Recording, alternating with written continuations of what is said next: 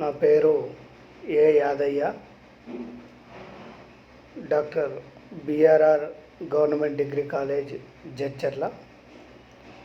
ఈరోజు మనం చెప్పుకోబోతున్నటువంటి పాఠ్యభాగం ఆర్తగీతం. ఈ ఆర్తగీతం అనేటటువంటి పాఠ్యభాగాన్ని రచించినటువంటి కవి దేవరకొండ బాలగంగాధర్ తిలక్. ముందుగా ఈ కవికి సంబంధించినటువంటి నేపథ్యం, తర్వాత పాఠ్యభాగ ఉద్దేశం ఏంటి, పాఠ్యభాగంలో చర్చించినటువంటి అంశాలు ఏమిటి, విషయాలు ఏమిటి మనం చెప్పుకోవాల్సి ఉంటుంది. కవికి సంబంధించినటువంటి నేపథ్యాన్ని కనుక మనం చూసినట్లయితే, ఆధునిక తెలుగు కవిత్వంలో భావ అభ్యుదయ కవితావాదాలకు మధ్య సమన్వయాన్ని సాధించినటువంటి కవి ఎవరు అంటే దేవరకొండ బాలగంగాధర్ తిలక్ గారు. ఇక్కడ మనం రెండు విషయాలను మనం గమనించవలసి ఉంటుంది. అందులో ఏమిటి అంటే, భావ కవిత్వపు వాదన అనేటటువంటిది, లేదా భావ కవిత వాదన అనేటటువంటిది. రెండవది అభ్యుదయ కవిత్వం లేదా అభ్యుదయ కవితావాదం అనేటటువంటిది. ఇక్కడ భావ కవిత్వం అనేటటువంటిది ఏదైతే ఉందో, మన తెలుగు సాహిత్యపరంగా చూసినప్పుడు భావ కవిత్వ ఉద్యమం అనేటటువంటిది మనకు 1910 సంవత్సరంలో ప్రారంభం కావడం జరుగుతుంది. ఈ భావకవిత్వానికి ఉండేటటువంటి వస్తువు ఏది అని చెప్పి మనం తెలుసుకోవాల్సి ఉంటుంది. భావకవిత్వంలో మనకు ప్రధానంగా రాస్తున్నటువంటి కవి ఎవరైతే ఉన్నారో, ఆ కవి ఒక ఊహా ప్రేయస్ని సృష్టించుకొని రచన చేయడం కానీ, లేకపోతే ప్రకృతి ఏదైతే ఉంటుందో ప్రకృతిని ఆధారంగా చేసుకొని రచన చేయటం, తర్వాత ఆధ్యాత్మికపరమైనటువంటి అంశాలని ఆధారంగా చేసుకొని కవిత్వాన్ని రాయడం అనేటటువంటిది మనం భావకవిత్వంలో మనం చూడవచ్చు. దానిని భావకవిత్వం అని కూడా మనం చెప్పవచ్చు. ఈ భావకవిత్వంలో ఉన్నటువంటి ఒక ప్రధానమైనటువంటి లక్షణము ఏమిటి అంటే, ఈ భావకవిత్వం అనేటటువంటిది ఆత్మాశ్రయ రీతిలో నడిచేటటువంటి కవిత్వంగా మనం చెప్పుకోవచ్చు. మనకు భావకవిత్వం అనగానే మనకు ప్రధానంగా స్మరణకు వచ్చేటటువంటి కవి ఎవరు అంటే దేవులపల్లి కృష్ణశాస్త్రి అనేటటువంటి వారు మనకు గుర్తుకొస్తూ ఉంటారు. అలాంటి భావకవిత్వాన్ని ఆధారంగా చేసుకొని రచనలు చేసినటువంటి వారు దేవరకొండ బాలగంగాధర్ తిలక్. ఈ భావకవిత్వానికి సంబంధించినటువంటి రచనలను మాత్రమే చేయడం కాకుండా, అభ్యుదయ కవిత్వానికి సంబంధించినటువంటి రచనలు కూడా చేయడం జరుగుతుంది. అభ్యుదయ కవిత్వము ఏమిటి, అభ్యుదయము అంటే ఏమిటి అనేటటువంటిది మనం తెలుసుకోవాల్సి ఉంటుంది. అభ్యుదయం అనేటటువంటి పదానికి శుభం అనేటటువంటి అర్థం అనేటటువంటిది ఉంది. మనం ఆ శుభం అనేటటువంటి అర్థాన్ని కాకుండా ఇక్కడ సాహిత్యపరంగా మనం చూస్తున్నప్పుడు ఇక్కడ మార్పు అనేటటువంటి అర్థాన్ని కూడా మనం తీసుకోవచ్చు.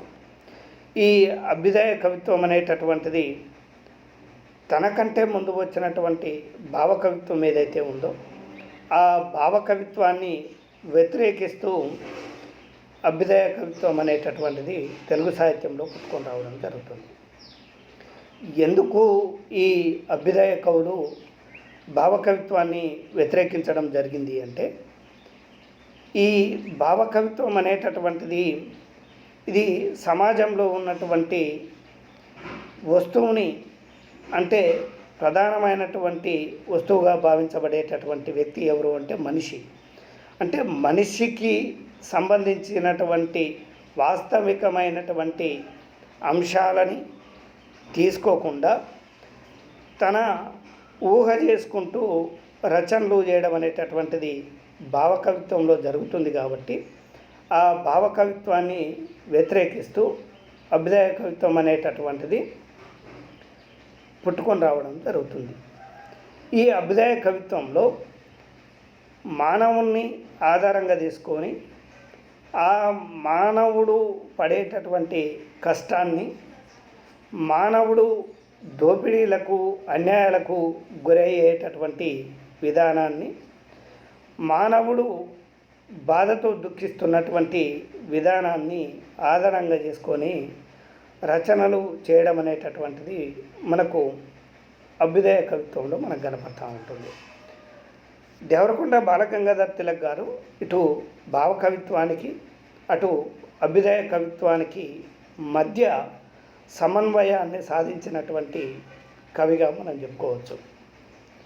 ఈ బాలగంగాధర్ తిలక్ గారు పశ్చిమ గోదావరి జిల్లా ఏదైతే ఉందో, పశ్చిమ గోదావరి జిల్లాలోని తనకు దగ్గరలో ఉన్నటువంటి మండపాక అనేటటువంటి గ్రామంలో 1922 ఆగస్టు 8వ తేదీన జన్మించడం జరిగింది.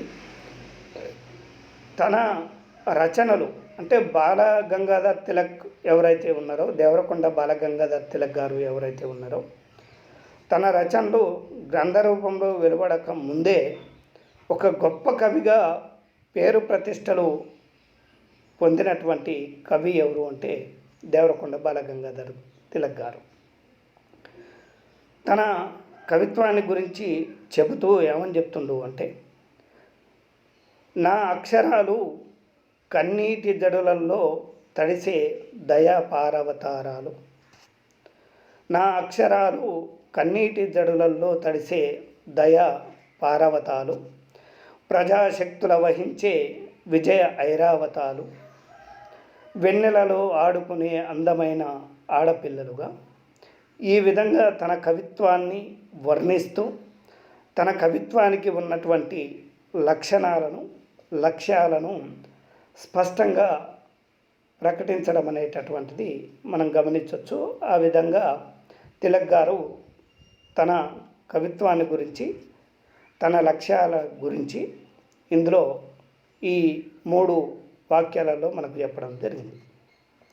ఈ దేవరకొండ బాలగంగాధర్ తిలక్ గారు రచించినటువంటి రచనలు కనుక మనం గమనించినట్లయితే, ప్రభాతము, సంధ్య అనేటటువంటిది, అమృతం కురిసిన రాత్రి, గోరువంకలు అనేటటువంటి ఈ 3 రచనలు చేయడం జరిగింది. ఈ 3 రచనలు బాలగంగాధర్ తిలక్ గారికి పేరు ప్రతిష్టలు ఆపాదించి పెట్టినవని చెప్పి మనం చెప్పుకోవచ్చు. ఈ 3 రచనలు కూడా కవిత సంపుటాలు. వీటితో పాటు ఈ 3 కవితా సంపుటాలతో పాటు దేవరకొండ బాలగంగాధర్ తిలక్ గారు అద్భుతమైనటువంటి కథలను, కొన్ని నాటకాలను కూడా రచించడం జరిగింది.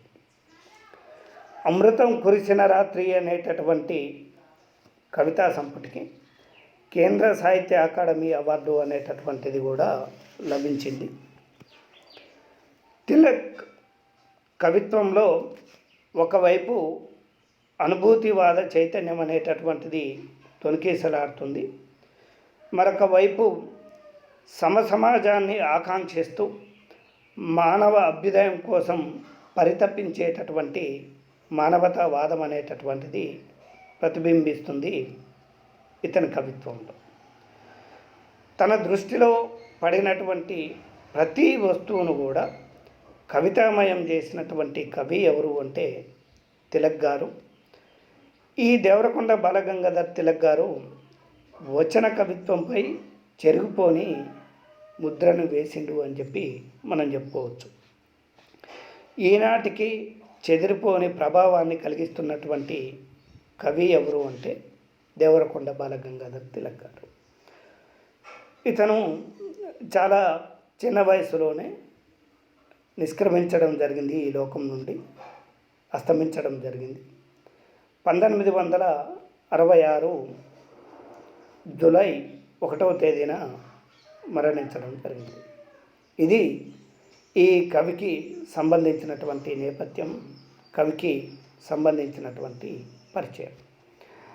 పాఠ్యభాగ ఉద్దేశం కనుక మనం చూసినట్లయితే, ఈ పాఠ్యభాగ ఉద్దేశంలో కవి ఏమని చెప్తుండు అంటే, ప్రసిద్ధి పొందినటువంటి తిలక్ కవితల్లో ఆర్తగీతం ఒకటి.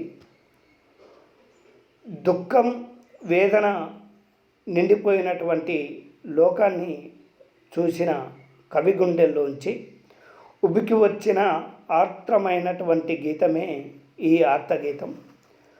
హృదయాలను కదిలిస్తూ కలిచివేసే దుర్భరమైనటువంటి బతుకు దృశ్యాలని కవి కరుణరసాత్మకంగా వర్ణించడం అనేటటువంటిది ఈ ఆర్తగీతంలో మనం గమనించవచ్చు.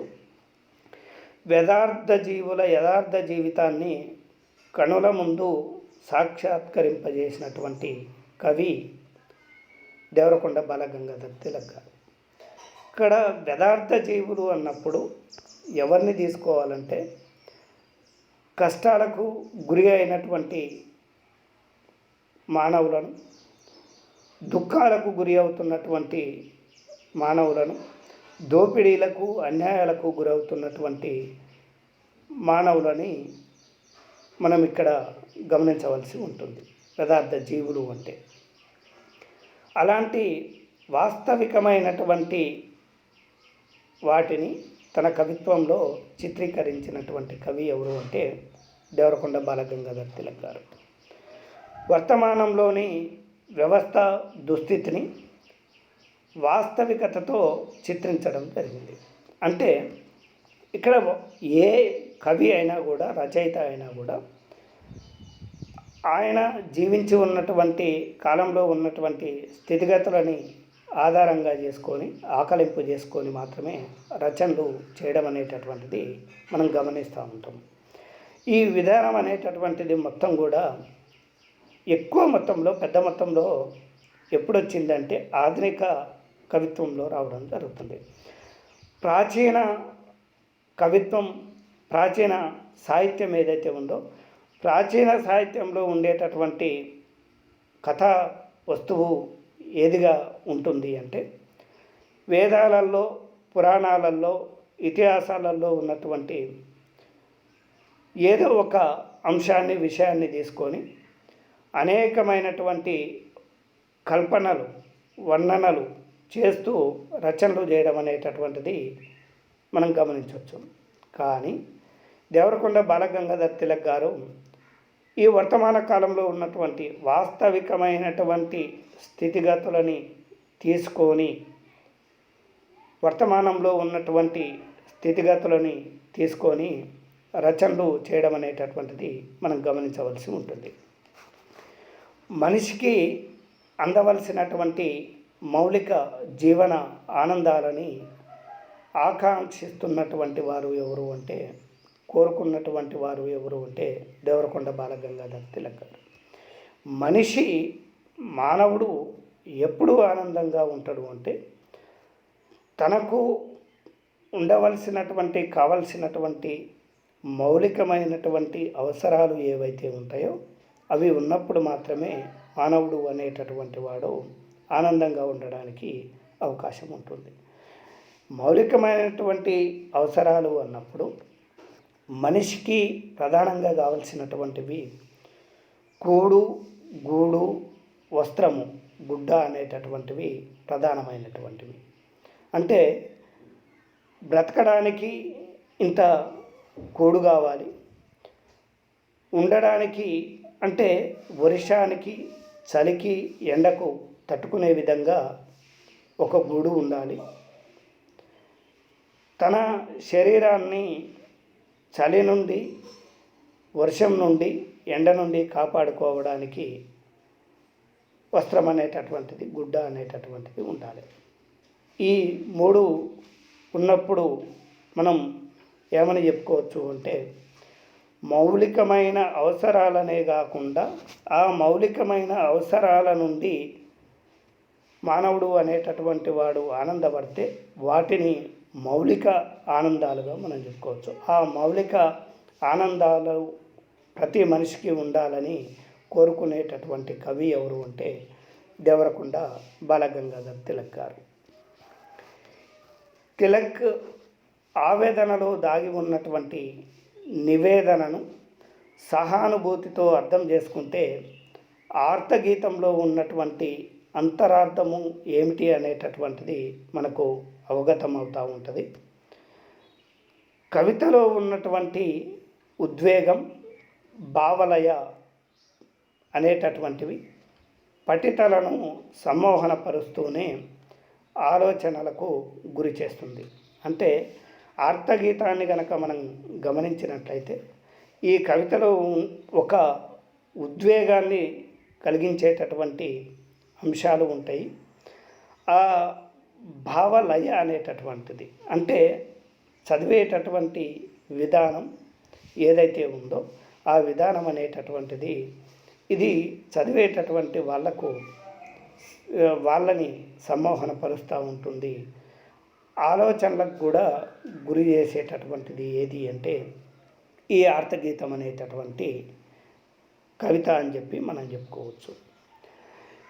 వ్యవహారికం, గ్రాంధికం కలిసినటువంటి మిశ్రమ భాష శైలిలో ఆ శైలితోనే ఈ ఆర్తగీతం అనేటటువంటిది నడుస్తూ ఉంటుంది.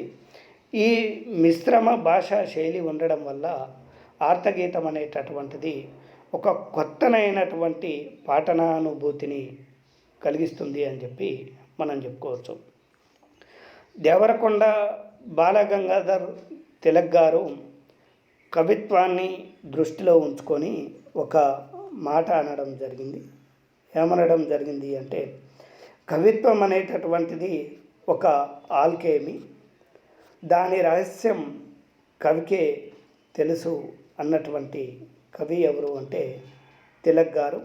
ఈ విధంగా వచన కవితని పరిపుష్టం చేసినటువంటి కవులలో అగ్రశ్రేణి కవి ఎవరు అంటే దేవరకొండ బాలగంగాధర్ తిలక్ గారు. ప్రస్తుత పాఠ్యభాగం మనం అమృతం కురిసిన రాత్రి అనేటటువంటి కవిత సంపుటి నుండి గ్రహించబడింది అని చెప్పి ఇక్కడ గమనించవలసి ఉంటుంది. అదే ఆర్తగీతం అనేటటువంటి పాఠ్యభాగం. మరి ఈ పాఠ్యభాగంలో ఉన్నటువంటి అంశాలు ఏమిటి అని మనం చర్చించవలసి ఉంటుంది. ఇక్కడ కవి ఏమని చెప్తుండు ఈ పాఠ్యభాగంలో అంటే నా దేశాన్ని గూర్చి పాడలేను, నీ ఆదేశాన్ని మన్నించలేను, ఈ విపంచికకు శృతి కలపలేను అంటుండు. అంటే ఈ భారతదేశం అనేటటువంటిది ఏదైతే ఉందో ఈ భారతదేశం అనేటటువంటిది సౌభాగ్యంతో కూడుకున్నది అని చెప్పి అనాదిగా చెప్పుకుంటూ వస్తూ ఉన్నారు. ఈ దేశ సౌభాగ్యాన్ని గురించి గొప్పగా నేను పాడలేను, నీ ఆజ్ఞని నేను గౌరవించలేను, ఈ వీణకు శృతి కలపలేను అంటుంది. ఇందులో ఉన్నటువంటి ధ్వని విశేషమనేటటువంటిది ఏమిటి అనేటటువంటిది మనం గమనించవలసి ఉంటుంది. ఇక్కడ ప్రాచీన సాహిత్యాన్ని సృష్టించినటువంటి ప్రాచీన కవులు ఎవరైతే ఉన్నారో ఆ ప్రాచీన కవుల వలె నా దేశం అనేటటువంటిది గొప్పది అంటూ దేశాన్ని గురించి ఉన్నతంగా చెప్పి దేశ సౌభాగ్యాన్ని, దేశ సంస్కృతి వైభవాన్ని పొగడలేను అని చెప్పి ఇక్కడ కవి చెప్తా ఉన్నాడు. అంటే ఇక్కడ పూర్వకవులు అనేటటువంటి వాళ్ళు ఏం చేసిర్రు అంటే నా దేశం అనేటటువంటిది గొప్పది అని చెప్పి, నా దేశ సంస్కృతి అనేటటువంటిది గొప్పది అని చెప్పి అనేక రకాలుగా ఊహ చేస్తూ, కల్పనలు చేస్తూ, వర్ణన చేస్తూ రచనలు చేయడం అనేటటువంటిది మనం గమనించవలసి ఉంటుంది. ఈ కవి ఏమంటుండు అంటే ఆ విధంగా నేను దేశ సౌభాగ్యాన్ని గురించి వర్ణించి చెప్పలేను అని అంటున్నాడు. అంటే వారు చెప్పినటువంటి విధానం ఏదైతే ఉందో ఆ విధానానికి నా గొంతును నేను జత కలపలేను అని చెప్పి తిలక్ గారు చెప్పడం జరుగుతుంది. అంటే నా దేశం గొప్పది అని చెప్పి నేను చెప్పలేను అని చెప్పి కవి ఇక్కడ ఈ పాదాలలో పేర్కొనడం జరుగుతుంది. తర్వాత ఇంకా ఏమంటుండు అంటే, ఈరోజు నాకు విషాద స్మృతి విధి తమస్సులు మూసిన దివందరుతి నా ఎడత మ్రోడైన దుస్థితి. అంటే ఈ రోజు అనేటటువంటిది నాకు విషాదంతో కూడినటువంటిది అని అంటుండు. అంటే ఈరోజు నేను చూసినటువంటి సంఘటనలు ఏవైతే ఉన్నాయో ఆ సంఘటనలు అనేటటువంటివి నాకు పదే పదే గుర్తుకొస్తూ ఉన్నాయి, స్మరణకు వస్తూ ఉన్నాయి అని చెప్పి తిలక్ గారు అంటూ ఉన్నారు.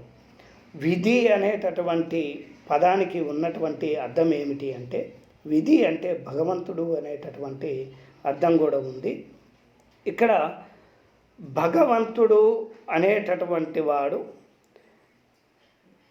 ఏ విధంగా ఇక్కడ మానవులని కష్టపెడుతుండు అని కవి చెప్పడం జరుగుతుంది అంటే, ఇక్కడ ఈ విధి అనేటటువంటిది చీకట్లను కప్పినటువంటి గుడ్లగూబ కూతవలే ఉంది అంటుంది ఇక్కడ కవి.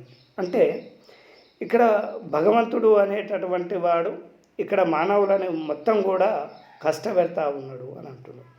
అంటే గుడ్లగూబ కూత అనేటటువంటిది మనం దేనికి సంకేతంగా చూడడం జరుగుతుంది అంటే, అశుభానికి సంకేతంగా చూడడం జరుగుతూ ఉంటుంది.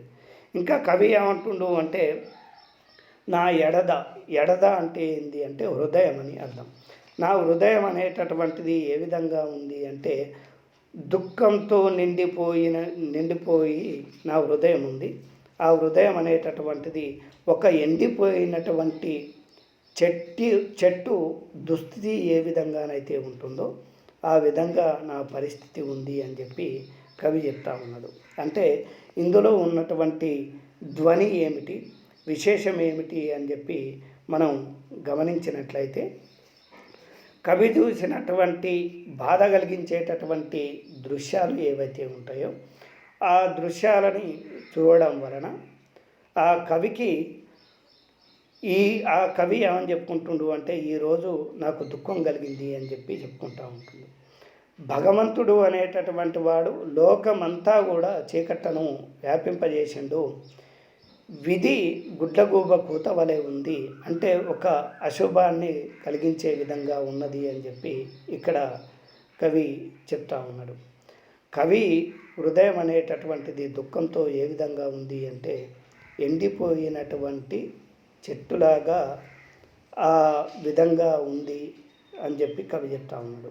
ఇక్కడ మనం ఆకులతో కూడి ఉన్నటువంటి చెట్టును చూసినప్పుడు మనకు ఏ విధంగా కనపడుతుంది అంటే, మనకు ఆ చెట్టుని చూడగానే, ఆకులతో నిండి ఉన్నటువంటి వృక్షాన్ని చూడగానే మనకు తెలియకుండానే ఆనందం అనేటటువంటిది, సంతోషం అనేటటువంటిది కలుగుతూ ఉంటుంది సర్వసాధారణంగా. అదే ఆకులు లేనటువంటి చెట్టును చూస్తే మనకు ఏ విధంగా కనపడుతుంది అంటే బాధ కలిగిస్తుంది, చూడాలని అనిపించదు అని చెప్పి మనం ప్రకృతి పరంగా మనం గమనించవలసి ఉంటుంది ఇక్కడ. అంటే ఎండిపోయిన చెట్టును చూస్తే బాధ కలుగుతుంది, ఆకులతో నిండి ఉన్నటువంటి వృక్షాన్ని కనుక మనం చూసినట్లయితే, చెట్టును కనుక మనం చూసినట్లయితే ఆనందం అనేటటువంటిది కలుగుతూ ఉంటుంది. ఇక్కడ ఎందుకు కవి ఈ విధంగా ఎంచుకోవడం జరిగింది అంటే, ఈ పదాలని ఎంచుకోవడం జరిగింది అంటే, ఇక్కడ దేశం అనేటటువంటిది గొప్పగా ఉంటే ఆకులతో కూడి ఉన్నటువంటి చెట్టులాగా ఉన్నట్టు, ఇక్కడ దేశ పరిస్థితులు అనేటటువంటివి దానికి విభిన్నంగా ఉన్నాయి కాబట్టి, అంటే బాధ కలిగించేటటువంటి దృశ్యాలు ఉన్నాయి కాబట్టి, ఆకులు లేని చెట్టులాగా ఈ దేశ పరిస్థితి అనేటటువంటిది ఉన్నది అని చెప్పి ఇక్కడ కవి చెప్పడం జరుగుతుంది. ఆ విధంగా మనం ఇందులో ఉన్నటువంటి అంతరార్థంగా ఉన్నటువంటి ధ్వనిని మనం గమనించవలసి ఉంటుంది.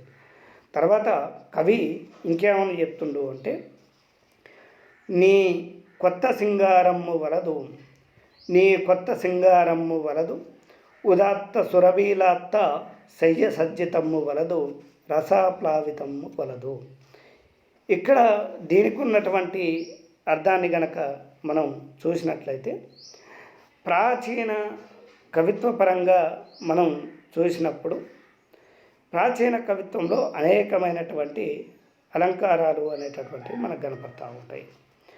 ఇక్కడ ఈ కవి చెప్పదలుచుకున్నటువంటిది చెప్పింది ఏమిటి అంటే, కవిత్వంలో కొత్తనైనటువంటి అలంకారాలు వద్దు, మంచి సువాసనలు గల శయ్య సౌభాగ్యం అనేటటువంటిది వద్దు, రసంతో ఎక్కువగా తేలియాడడం వద్దు అంటుంది. అంటే ఇందులో ఉన్నటువంటి విశేషాన్ని మనం గమనించినట్లయితే, ధ్వని మనం గమనించినట్లయితే, పూర్వకవులు ఎవరైతే ఉన్నారో ఆ పూర్వకవులు చేసినటువంటి కల్పనలు, ఊహలు ఏవైతే ఉన్నాయో ఆ ఊహలతో కవిత్వాన్ని రాయడం జరిగింది. అంటే ఊహలతో కవిత్వాన్ని రాయడం, వర్ణన చేయడం అనేటటువంటిది ఎప్పుడు వస్తుంది అంటే, కొత్తనైనటువంటి అలంకారాలని చొప్పించినప్పుడు ఇక్కడ కవి తాను రాసేటటువంటి దానిని అనేక రకాలుగా వర్ణనలు చేస్తూ, ఊహలు చేస్తూ చెప్పడం అనేటటువంటిది జరుగుతూ ఉంటుంది. అలాంటి అలంకారాలు నా కవిత్వంలో అవసరం లేదు అని చెప్పి కవి అంటున్నాడు అనేటటువంటి విషయాన్ని మనం గమనించవలసి ఉంటుంది. అలాగే కావ్యంలో మంచి పదాల కూర్పుతో మంచి పరిమళం గల శయ్య సౌభాగ్యాన్ని నేను కోరుకోను అంటుండు. అంటే పూర్వకవులు ఎక్కడో ఉన్నటువంటి నిఘంటువులలో ఎక్కడో మూలల్లో దాగి ఉన్నటువంటి పదజాలాన్ని దీర్ఘ సమాస భూయిష్టమైనటువంటి పదాలతో కవిత్వాన్ని రాయడం అనేటటువంటిది మనం గమనించవచ్చు.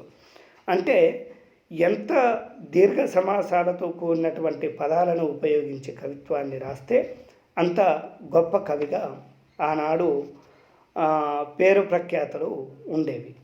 అలాంటి దానిని నేను కోరుకోను, ఆ విధంగా నా కవిత్వాన్ని నేను రాయను అని చెప్పి ఇక్కడ కవి చెప్తా ఉన్నాడు. తర్వాత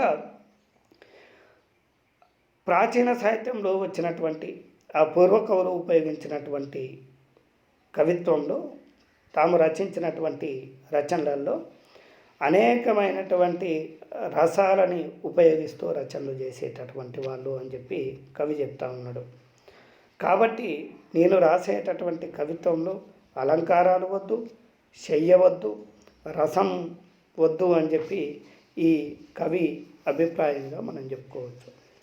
తర్వాత కవి ఏమని చెప్తుండు అంటే, చిత్రశిల్ప కవిత ప్రసక్తి వాంఛింపను, చిత్రశిల్ప కవిత ప్రసక్తి వాంఛింపను, తత్వసూత్రవాదోక్తి చలింపను, సుందర వధుకదోష్ణ పరీరంభములు రసింపను.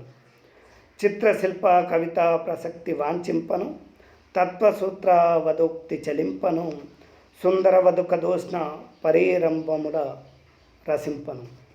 ఇక్కడ కవి ఏమని చెప్తుండ్రు అంటే, చిత్రమైన కవితా శిల్పంతో కూడినటువంటి కవిత్వం రాయాలని చెప్పి నేను కోరుకోను, ఉపదేశ ప్రధానమైనటువంటి తత్వసూత్రాలను బోధించేటటువంటి కవిత్వాన్ని నేను కోరుకోను అని చెప్తున్నాడు.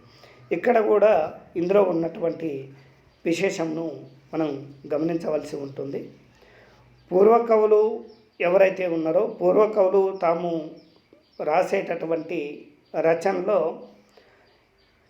చిత్రకవిత్వాన్ని ఉపయోగిస్తూ కావ్యాలని రచించడం జరిగింది. ప్రాచీన సాహిత్యంలో మనకు కవిత్వం అనేటటువంటిది ప్రధానంగా 4 రకాలుగా కనపడుతుంది అని చెప్పి మనం చెప్పుకోవచ్చు. అది చిత్రకవిత్వము, ఆశకవిత్వము, గర్భకవిత్వము, బంధకవిత్వము అనేటటువంటిది. అంటే వీటిని ఉపయోగించి రాసేటటువంటి రచనలు ఏవైతే ఉన్నాయో అవి చాలా క్లిష్టంగా ఉంటాయి. సామాన్యమైనటువంటి మానవునికి అవి చేరువ కావు అనేటటువంటి ఉద్దేశం ఎవరికి ఉంది అంటే మన బాల గంగాధర్ తిలక్ గారికి ఉంది అని చెప్పి మనం చెప్పుకోవచ్చు. అంటే కవిత్వం అనేటటువంటిది ఏ విధంగా ఉండాలి అంటే సామాన్య ప్రజలకు అర్థమయ్యేటట్టు, సామాన్య ప్రజలకు అందుబాటులో ఉన్నటువంటివి అంశాలు ఏవైతే ఉన్నాయో వాటికి సంబంధించినటువంటివి, సామాన్య ప్రజలకు సంబంధించినటువంటి అంశాలని ఆధారంగా చేసుకొని కవిత్వాన్ని రాయాలి అని చెప్పి ఇక్కడ కవి భావన అని చెప్పి మనం గమనించవలసి ఉంటుంది. తర్వాత ఇంకా ఏమంటుండు కవి అంటే గత చారిత్రక యశాకలాపము వివరింపకు, గత చారిత్రక యశాకలాపము వివరింపకు, బహుళ వీరనేక గాథా సహస్రము వినిపింపకు, ఇంకా నన్ను విసిగింపకు. అంటే గతంలో జరిగిపోయినటువంటి చారిత్రకపరమైనటువంటి సంఘటనలు ఏవైతే ఉన్నాయో ఆ సంఘటనలు కీర్తితో కూడుకున్నటువంటి అనేకమైనటువంటి సంఘటనలు, అంశాలు, విషయాలు ఏవైతే ఉన్నాయో వాటి గురించి వివరింపకు అంటుండు. అంటే మనకు ప్రాచీన సాహిత్యంలో పూర్వకవులు వేదాలను, పురాణాలను, ఇతిహాసాలను వీటిని ఆధారంగా చేసుకొని రచనలు చేసిండు కాబట్టి మనకు చరిత్రలో జరిగిపోయినటువంటి సంఘటనలు అవసరం లేదు. వర్తమాన కాలంలో ఉన్నటువంటి సంఘటనలను, అంశాలను, విషయాలను ఆధారంగా చేసుకొని కవిత్వాన్ని రాయాలి అనేటటువంటి భావన ఎవరికి ఉంది అంటే దేవరకొండ బాలగంగాధర్ తిలక్ గారికి ఉంది. ఈ చరిత్రలో అనేక మంది, వేల మంది వీరులు అనేటటువంటి వాళ్ళు మనకు కనపడతా ఉంటారు. వాళ్ళకు సంబంధించినటువంటి చరిత్ర మనకు అవసరం లేదు అని చెప్పి ఇక్కడ కవి భావన.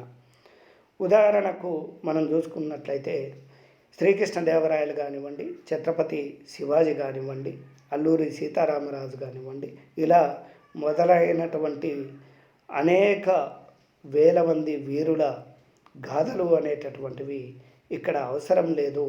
వర్తమాన కాలంలో ఉన్నటువంటి ఈ అంశాలను, విషయాలను, సామాన్యమైనటువంటి మానవుడికి సంబంధించినటువంటి అంశాలు మాత్రమే ఈ కవిత్వంలో ఉండాలి అని చెప్పి కోరుకున్నటువంటి వారు ఎవరు అంటే దేవరకొండ బాలగంగాధర్ తిలక్.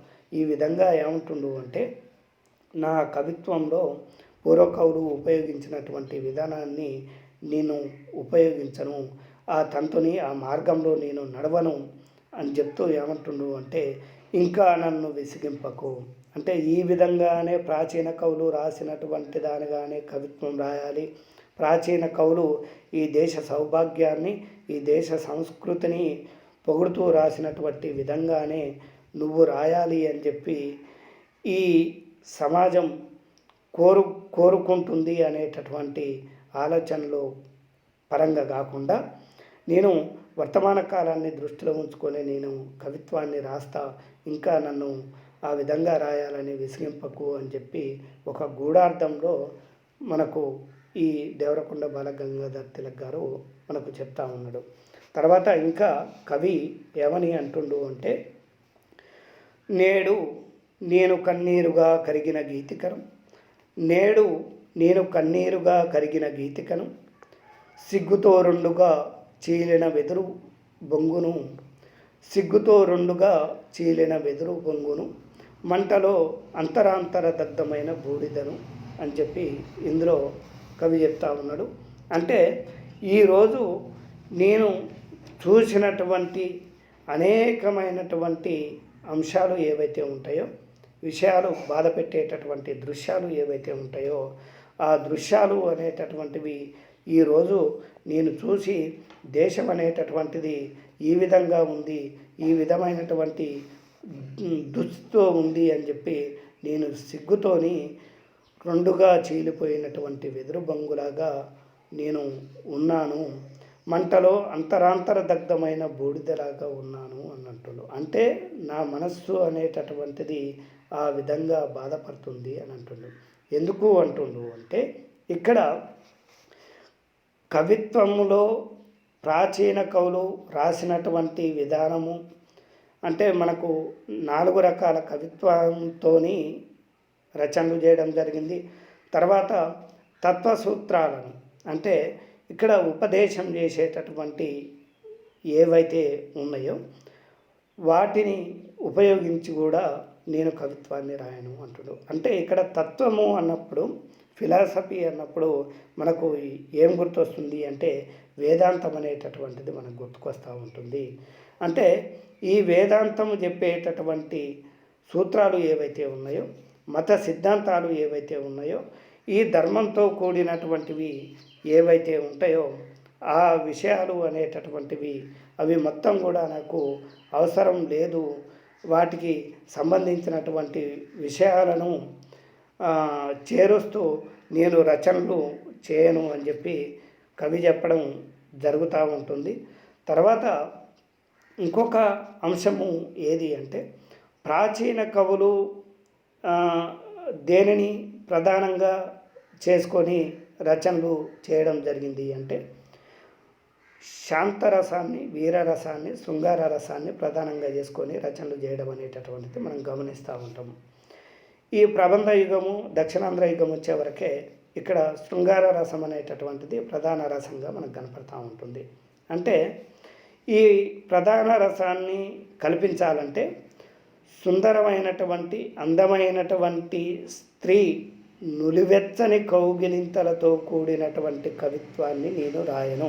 అంటే శృంగార రసమే ప్రధాన రసంగా ఉండేటటువంటి రచన నేను చేయను అని చెప్పి ఇందులో కవి చెప్తా ఉన్నాడు. కాబట్టి ఇక్కడ కవి నేను చూసినటువంటి దృశ్యాలు వేరుగా ఉన్నాయి అని చెప్పి దానితో నేను సిగ్గుపడిపోయినా నేను నా హృదయంలో చాలా బాధపడిపోయినా అని చెప్పి ఇందులో కవి చెప్పడం జరిగింది. తర్వాత ఇంకేమంటుండు అంటే కవి అనేటటువంటి వాడు ఎవరికి బాధ్యుడిగా ఉండాలి అంటే సమాధానం చెప్పవలసిన వాడుగా ఉండాలి. అంటే పైన దైవమునకు కింద మానవునకు జవాబు చెప్పవలసిన వాడిని, రసాతలమంట శిరస్సు వంచిన వాడిని అంటుండు. అంటే పైన దైవానికి కవి అనేటటువంటి వాడు ఏ విధంగా ఉండాలి అంటే పైన దైవానికి కింద మానవునికి జవాబు చెప్పవలసిన వాడు కవి. కాబట్టి ఇక్కడ మానవుడికి సంబంధించినటువంటి అంశాలు అనేటటువంటివి, సామాన్య మానవునికి సంబంధించినటువంటి అంశాలు అనేటటువంటివి చెప్పవలసినటువంటి వాడిని, వర్తమానంలో ఉన్నటువంటి వాస్తవికమైనటువంటి పరిస్థితులని ఆధారం చేసుకొని భూమికగా చేసుకొని రచనలు చేయవలసినటువంటి వాడిని అని చెప్పి అంటూ రసాతలమంట శిరస్సు వంచిన వాడిని. రసాతలము అంటే ఏంటంటే పాతాళము అనేటటువంటి అర్థం వస్తూ ఉంటుంది. ఇక్కడ నా శిరస్సు అనేటటువంటిది పాతాళానికి తగిలే విధంగా నేను సిగ్గుపడిపోతున్నా అంటుండు. అంటే ఏంటి అంటే ఈ ప్రాచీన కవులు సృష్టించినటువంటి సాహిత్యం ఏదైతే ఉందో ఆ సాహిత్యంలో మనకు సామాన్య మానవుడికి చెందినటువంటి సాహిత్యం అనేటటువంటిది మనకు కనపడదు అని అంటుండు. వాస్తవానికి ప్రాచీన సాహిత్యంలో మనకు పాల్కూర్కి సోమనాథుడు ఎవరైతే ఉన్నారో ఆ పాల్కూర్కి సోమనాథుడు తాను రచించినటువంటి రచనలలో సామాన్య మానవునిగా కథా వస్తువుగా తీసుకొని రచనలు చేయడం అనేటటువంటిది మనం గమనించవచ్చు. ఇలాంటి కవిత్వం కూడా ప్రాచీన సాహిత్యంలో అక్కడక్కడ వచ్చింది అని చెప్పి మనం చెప్పుకోవచ్చు. పెద్ద మొత్తంలో వచ్చింది మాత్రము ఉన్నతమైనటువంటి వర్గాలకు వర్ణాలకు సంబంధించినటువంటి ఈ సాహిత్యం వచ్చింది అని చెప్పి మనం చెప్పుకోవచ్చు. దేవతలకు అగ్రవర్ణాలకు చెందినటువంటి కవిత్వం వచ్చింది అని చెప్పి మనం చెప్పుకోవచ్చు. తర్వాత కవి ఇంకేమంటుండు అంటే ఈరోజు నేను చూసినదేమి ఈరోజు నేను చూసినదేమి, విధి ఇన్ని కత్తులను దూసినదేమి, జాగృతి హేతి వాదరల రుద్రమేమి అని చెప్పి ఇందులో కవి చెప్తా ఉన్నాడు. ఇందులో ఉన్నటువంటి అంశాలను కనుక మనం చూసినట్లయితే, ఈరోజు నేను ఏమి చూశాను, విధి ఇంతగా మానవులపై కక్షగట్టి కలహానికి ఎందుకు సిద్ధపడింది, జాగృతమైన కత్తి అంచులపై రక్తం ఎందుకు ప్రవహిస్తుంది అని చెప్పి కవి ఇక్కడ ప్రశ్నిస్తూ ఉండు. ఇందులో మనం విశేషము ఏది తీసుకోవాలి అంటే, నేడు విధి అనేటటువంటిది ఇంతకుముందుకే మనం చెప్పుకున్నట్టుగా విధి అంటే ఎవరు అంటే భగవంతుడు అని మనం అర్థం తీసుకోవాల్సి ఉంటుంది. ఇక్కడ నేడు విధి పీడితులపై కక్షగట్టి కత్తి దూస్తుంది, ఖడ్గదారులపై రక్తం అనేటటువంటిది ప్రవహిస్తుంది అని అంటున్నాం. అంటే మానవుడు అనేటటువంటి వాడు తనకు కావలసినటువంటి మౌలికమైనటువంటి అవసరాలకు కూడా దూరంగా ఉండి బాధపడతా ఉన్నాడు, కష్టపడతా ఉన్నాడు, అనేకమైనటువంటి దోపిడీలకు అన్యాయాలకు గురి అవుతూ ఉండు అని చెప్పి ఇందులో కవి చెప్పడం జరుగుతుంది. ఇది కవి భావన అని చెప్పి మనం చెప్పుకోవచ్చు. తర్వాత భాగం ఏదైతే ఉందో ఈ ఆర్తగీతంలో ఉన్నటువంటి రెండవ భాగము తర్వాత క్లాసులో పూర్తి చేస్తాను. అందుకు ధన్యవాదాలు తెలుపుతూ ఇంతటితో ముగిస్తా ఉన్నాను.